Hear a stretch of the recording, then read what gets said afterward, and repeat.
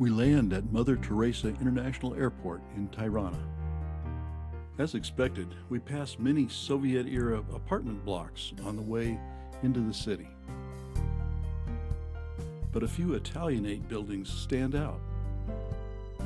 But our hotel, the Plaza, is very modern and one of the tallest buildings in Tirana. Tirana was founded in 1614, but was not very significant until 1912, when Albania became independent of the Ottoman Empire. There was a brief period of turbulent independence between the world wars. Then the communists took over until the fall of the Soviet Union. In the morning, we split into 3 groups. One visits the White City of Berat, one of the world's best preserved Ottoman cities. The Ottomans ruled Albania for almost 500 years, from 1431 to 1912. The second group drove to Shodra, one of Albania's oldest and most historic towns. It's been in turn controlled by the Romans, the Byzantines, the Serbians, and Venice, before the Ottomans took control in 1479. We chose to tour Tirana. Not far from our hotel is the Fortress of Justinian. It dates to the Byzantine era before 1300.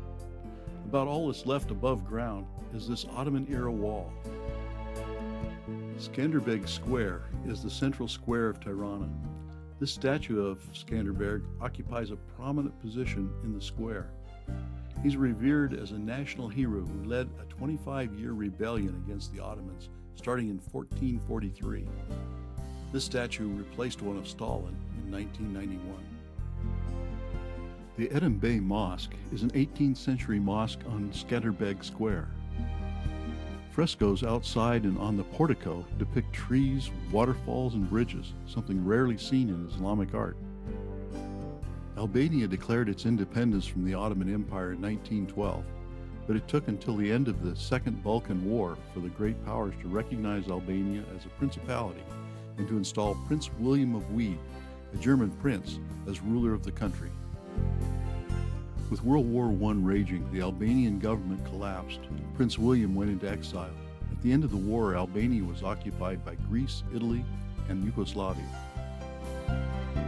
In December 1920, the League of Nations recognized Albania's sovereignty, but it took another year to form a government.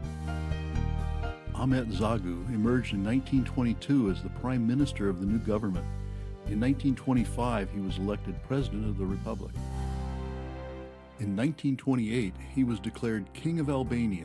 He established a constitutional monarchy, but he retained the dictatorial powers that he had held as president, and he had close ties with Mussolini's Italy. Florestino di Fasto, one of Mussolini's favorite architects, designed a new city plan for Tirana, with monumental buildings around Skanderbeg Square in a neo-Renaissance style. King Zod commissioned a royal palace for himself in the 1930s, but due to the outbreak of World War II and the Italian invasion in 1939, King Zog never saw his palace completed.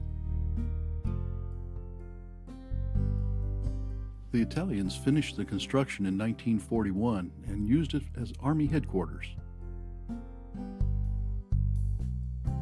In 1945, the palace was renamed the Palace of the Brigades and has been used since, primarily as a government reception hall.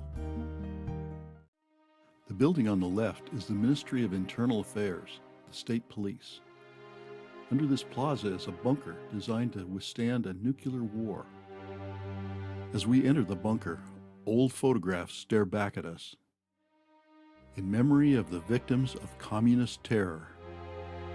This bunker is a museum documenting the rise of the police state under King Zod through the paranoia of the Stalinist period. The Sigurimi was the state security, intelligence, and secret police service of the People's Socialist Republic of Albania. The mission of the Sigurimi was to prevent counter-revolution and to suppress opposition. These are lists of over 6,000 names of people executed in Albania for political reasons. They include intellectuals, politicians, businessmen, landowners, and clerics. Another unique museum is the House of Leaves, so named because it was covered with ivy when it was the headquarters of the Sigurimi.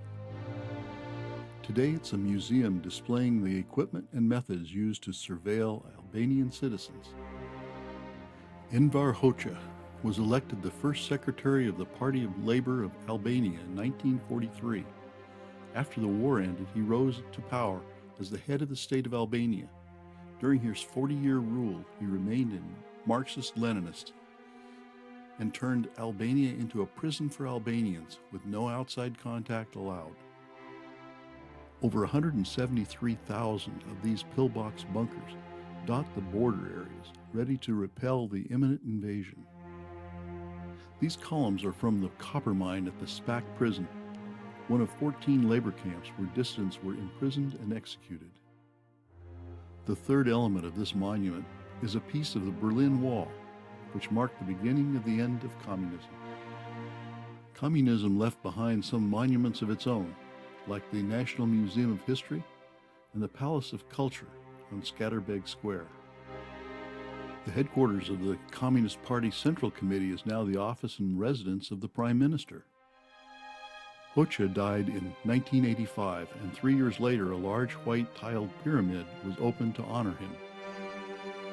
In 1991, it was transformed into a conference center and renamed Pyramid of Tirana, but it couldn't escape its history and is a target for vandalism. The Resurrection Cathedral symbolizes the post-communist Renaissance. It was opened in 2012 to celebrate the 20th anniversary of the revival of the Albanian Orthodox Church. It's the third largest Orthodox church in Europe. New buildings are defining a new cityscape.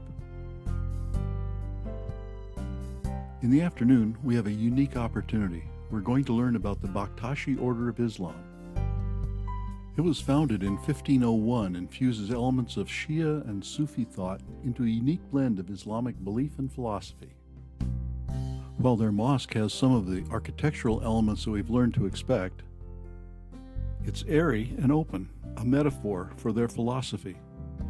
And who better to explain their philosophy than the world leader of the order, Baba Mundi? He explains that Baktashis base their practices and rituals on their non-orthodox and mystical interpretation and understanding of the Quran.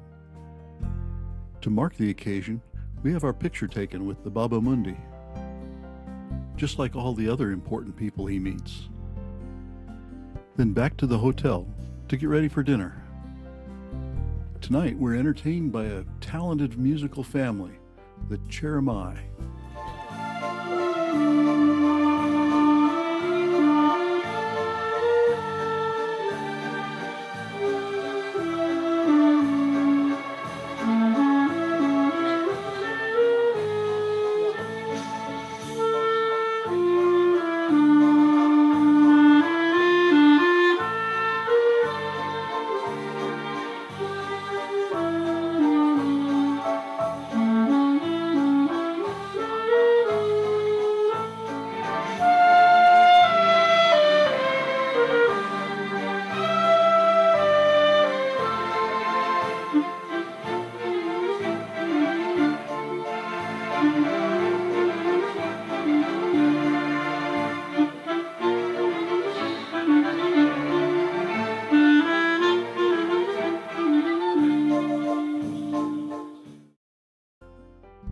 In the morning, on the way to the airport, we stopped by the Yuka farm.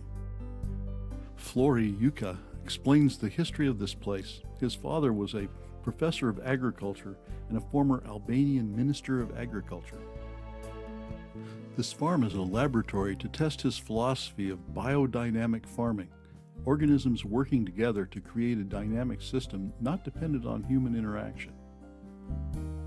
To make the farm profitable, the family has added a restaurant and a winery. Flori is the winemaker, experimenting with varietals that are unique to Albania. In the restaurant, we get a chance to taste the fruits of their labors. Then on to the airport, where the Black Pearl is waiting for us. We have just a short flight today to Bucharest, Romania.